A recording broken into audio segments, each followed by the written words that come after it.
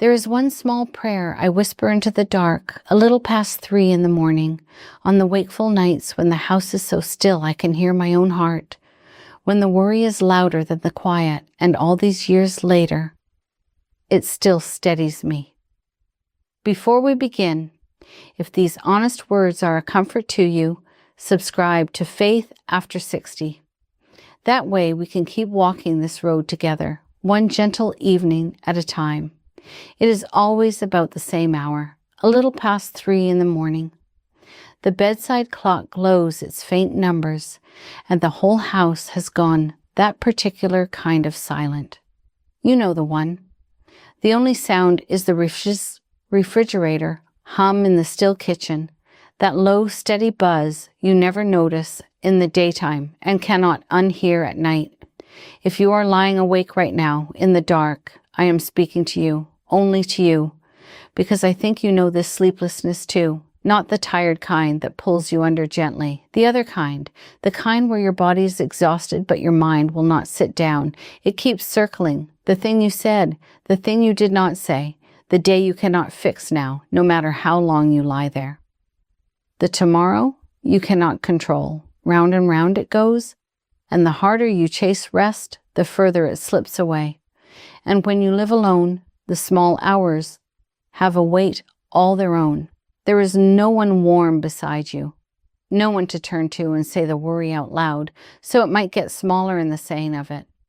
The other half of the bed is smooth and cold, so the worry just stays inside your own chest, growing in the quiet, with no one to hand it to.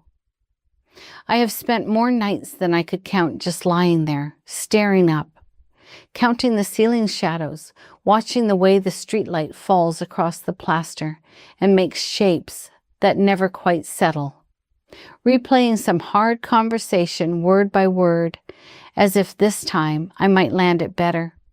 And under it all, the clock, tick, tick, feeling every minute of the night slide past me, while sleep sits somewhere just out of reach. You know this hour too, do you not? The one where the mind simply will not be still. And here is the honest thing I have learned. All the tricks they tell you, none of them ever loosened that grip for me, not once.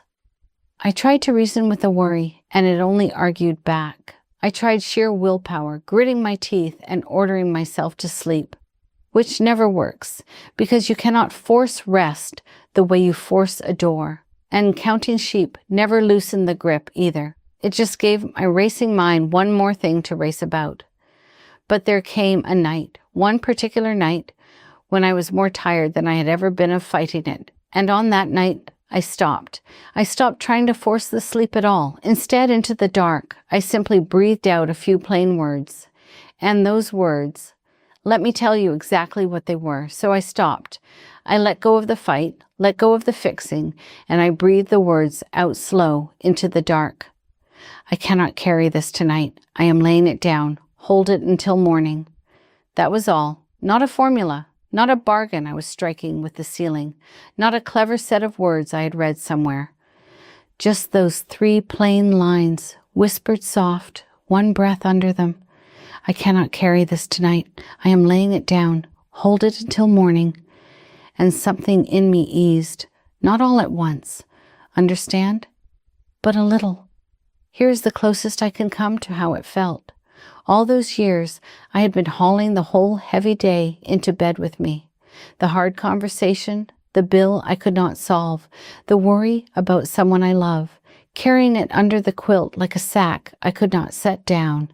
And that night, for the first time, I did the smallest, simplest thing. I pictured setting a heavy bag by the door instead of hauling it into bed, just resting it there, not throwing it away, not pretending it was gone. Only leaving it by the door where I could pick it up again in the light if I still needed it. And most mornings, honestly, I needed it a great deal less than I feared. The breath goes with the words. That is the part I did not expect. When I said I am laying it down, my chest let go a little on the way out.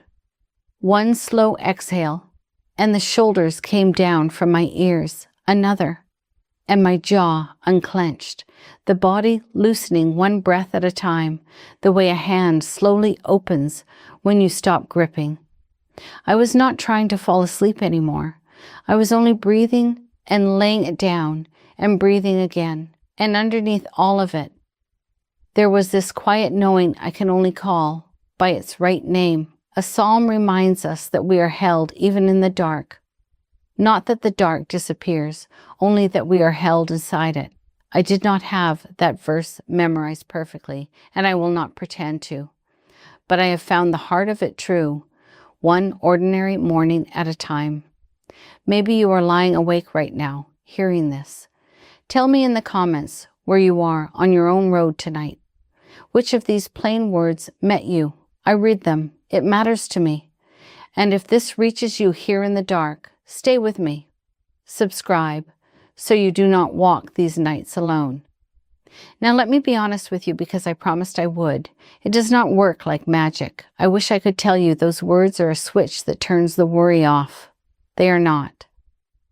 Some nights the mind still races. Some nights I say all 3 lines, breathe every slow breath, and my thoughts keep circling like they never heard me at all. And that is when I learned what the prayer really is. On those racing nights, it was never a cure. It was a hand that kept me company until the light came. Someone sitting with me in the dark, so I was not alone with the fear. For a long time, on the hardest of those nights, I wondered if it was doing anything at all. And then came one particular morning that answered me and showed me what it had been doing the whole time. It was an ordinary morning, the kind you barely notice while you are living it. I had slept finally in the last stretch before dawn, and when I woke, I did the thing I always do. I made the coffee, I carried it to the window, and there I stood, coffee warming my hands at the window, watching the small light coming up over the trees. Nothing dramatic happened.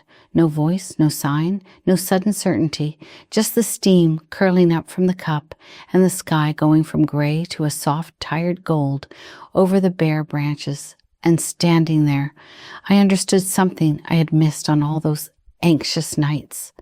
The peace I had been begging for in the dark had come. It just had not come the way I expected. It had not arrived all at once, like a light switched on.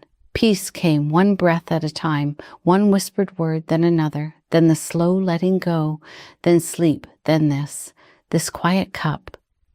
This morning that I had honestly half believed I would not reach. And that is when I finally saw what the prayer had been doing all along. It had carried me through the dark, not around it, through it.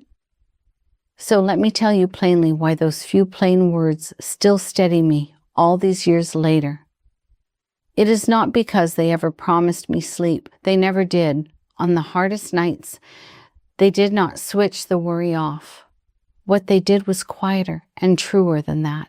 They kept me from being alone with the fear until the light came. That is the whole of it. A prayer that does not fix the day, does not win the worry, does not make the hard thing disappear. A prayer that simply sits beside you in the small hours and stays so that you are not facing the dark by yourself. Now I want to say something gently, and I hope you will hear the care in it. If your nights are truly crushing right now, if the weight in the dark is more than these small words can hold, please do not carry that alone either. Reach out to someone you trust. Call a friend in the morning. Sit with your church, your community, your doctor, anyone who can walk close to you through a hard season. You were never meant to hold it alone. There is no shame in that. None. Sometimes laying it down means letting another person help you carry it for a while. But for tonight, for the ordinary, tired, wakeful nights, I want to leave this in your hands like I would leave a warm cup in yours. You do not have to fix the day. You cannot anyway. Not at 3 a.m. with the house so still, you can hear the refrigerator hum. You do not have to win the worry. You only have to lay it down, breathe once, and trust that you are held, even in the quiet, even when you cannot feel it yet. So tonight, when sleep will not come, I want you to try laying it down just once, and breathing. That is all. Not the whole night solved. Just one breath, one small letting go, and then the next. And if the mind starts circling again, you lay it down again, as many times as it takes, until one ordinary morning you find yourself at a window with the light coming up and you realize you made it through. You are not alone in this, not tonight. Lay it down, breathe. You are held, and that is enough.